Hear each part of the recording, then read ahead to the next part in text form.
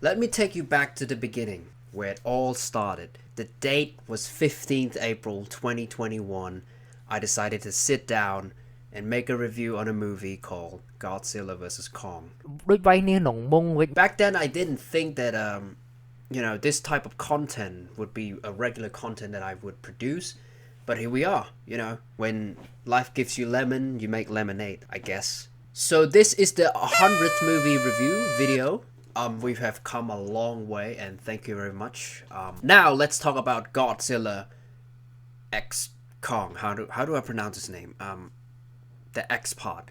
Do I just say X, or do I just say N, or do I just say nothing? Whatever. I mean, this kind of thing is fucking stupid. Like Spy Family. I mean, they say Spy Family. So I guess I should say Godzilla Kong. Why don't you just put Godzilla and Kong? Why don't you put X?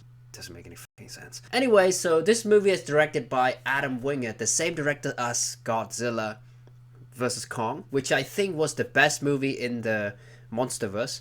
Godzilla and the almighty Kong face a colossal threat hidden deep within the planet, challenging their very existence and the survival of the human race. Cinematography is beautiful as usual. The colorful setups and the realistic shaking of the camera and moving camera angles in the fight scenes are good. The visual effect is top notch. They only lost the Oscar to Dune in 2021, which is, well justified. The sound design is always on point. They never missed when it comes to sound design.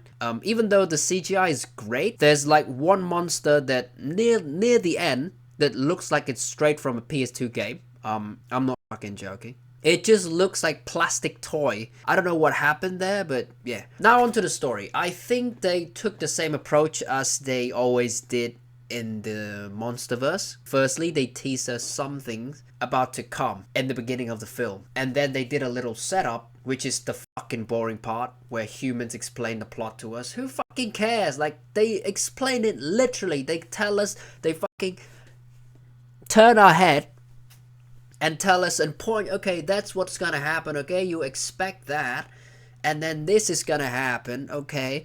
And then they explain some fucking sci-fi shit to us, which doesn't fucking matter. It's going to be sci-fi shit. Then they finish the final act. Everybody's happy. No one got hurt. The end. I mean, as long as the human characters aren't fucking annoying as Godzilla King of the Monsters, I'm not gonna complain. That movie, the whole human part, it just throw it to the trash and you will get a very good movie, because I think Godzilla King of the Monsters got the best monster action scenes that I've ever seen from any movie.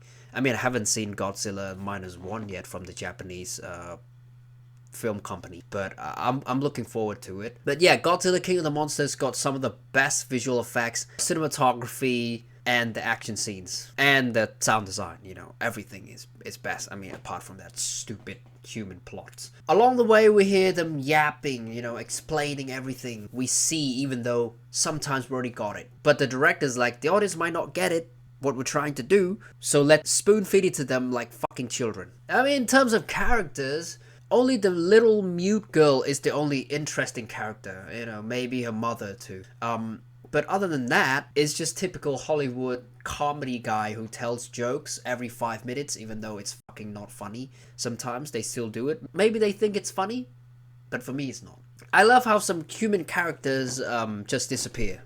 And they do for good reasons. They don't need explanations why they're gone. They just fucking gone, and I don't care. Because we don't need too many human characters. It's a monster movie at the end of the day. Let them shine. The Godzilla character is plain though. I don't want to complain about monster character, but apparently I'm doing it. He's just an unbeatable guy that shows up, whoop everyone's ass, then go back to where he came from. Kind of like Roman Reigns in his big dog era, except people don't boo Godzilla.